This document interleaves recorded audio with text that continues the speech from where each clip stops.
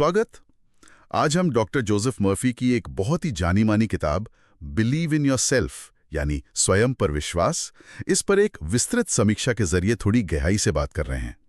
ये किताब जायको publishing house ने छापी है और इसे एक क्लासिक सेल्फ हेल्प बल्कि कहें तो प्रेरक और आध्यात्मिक किताब माना जाता है। हमारा मकसद आज यही है कि इस किताब के जो मुख्य विचार हैं, जो शिक्षाएं हैं, उन्हें समझें। और ये सब हम उस समीक्षा के आधार पर कर रहे हैं जो हमें मिली है। समीक्षा का सार यही लगता है कि भाई, आत्मविश्वास और सकारात्मक सोच से हम अपने अवचेतन मन मतलब सबकॉन्शियस माइंड की जो छिपी हुई ताकतें हैं उन्हें जगा सकते हैं। तो चलिए फिर देखते हैं इस समीक्षा में कौन कौन से मुख्य बिंदु उभारे गए हैं। सबसे पहली बात जो समीक्षा में सामने आती है वो है विश्वास की शक्ति, मतलब गजब की शक्ति।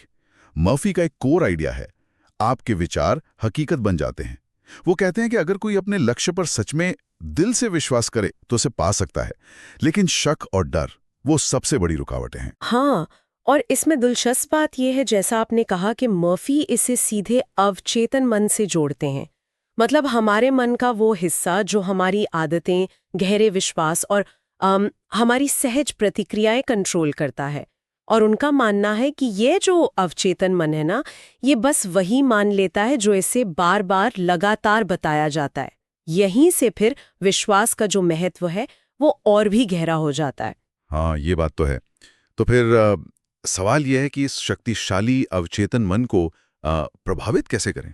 क्या मर्फी कुछ तरीके बताते हैं? समीक्षा के हिसाब से हाँ, वो कुछ तकनीकें सिखाते हैं, जैसे एफर्मेशंस मतलब सकारात्मक बातें दोहराना, ऑटो सजेशन यानी खुद को सुझाव देना, और विजुअलाइजेशन मन में सफलता की तस्वीर बनाना। बिल्कुल। ये सारी तकनीकें समीक्षा बताती हैं कि इनका उद्देश्य ही अवचेतन मन को एक तरह से कहें तो रीप्रोग्राम करना है। और इसका आधार यही है कि आप दोहराव के जरिए लगातार प्रैक्टिस से अपने सबकॉन्शियस को बदल सकते हैं। और ये चीज सीधे तौर पर डर पर काबू पाने वाली बात से जुड़ती है। सही कहा।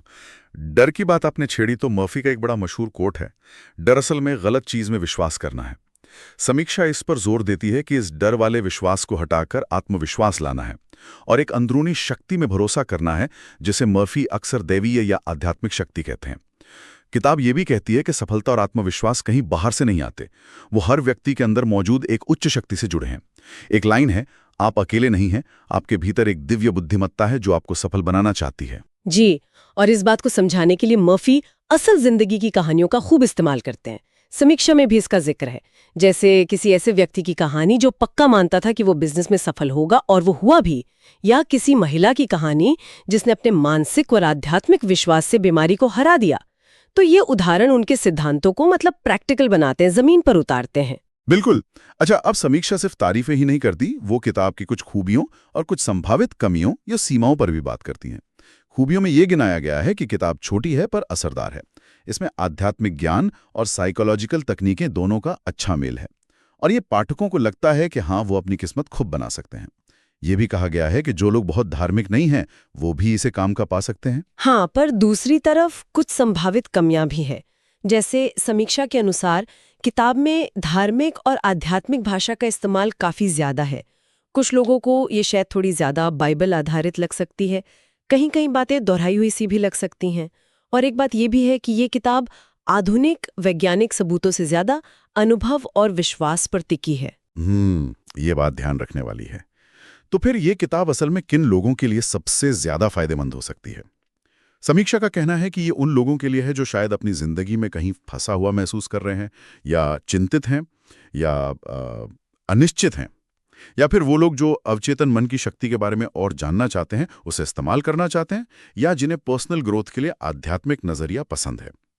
तो कुल मिलाकर इस पूरी चर्चा का, इस समीक्षा का निचोड़ क्या निकलता है?